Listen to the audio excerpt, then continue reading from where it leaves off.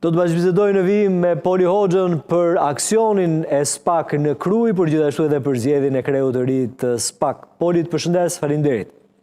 Përshëndetje. Poli, çfarë rëndësie kishte operacioni i SPAK-ut në Krujë, në gjykimin tënd? Dhe çfarë dim për të arrestuarit edhe për ata që janë shpallur në kërkim? Ky është një operacion që për emrat për cilët u goditën dhe zona i trekent që i fashëm Fush Krujë, Nikël Krujë, nuk është ndonjë surprizë, duke përfshirë dhe emrat të cilët dhe nga grupi ashtu quajtur Raja, të cilët janë dhe në shumë procese të tjera, qoftë edhe për vrasje të tjera. Por duket që dhe këtë operacion është një bashkëpunim me ndërkombëtarët dhe me, siç e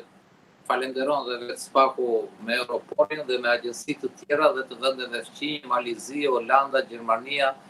dhe një bashkëpunim që sa vjen dhe intensifikohet,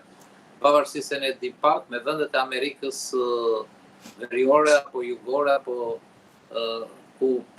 që janë prodhuesit e lëndës së parë të kokainës përgjithsisht. Dhe ky operacion është në vazhdën e këtyre lloj hetimeve që kanë kohë që kanë nisur dhe që degëzohen, pastaj her pas here dalin çështje të caktuara, në këtë rast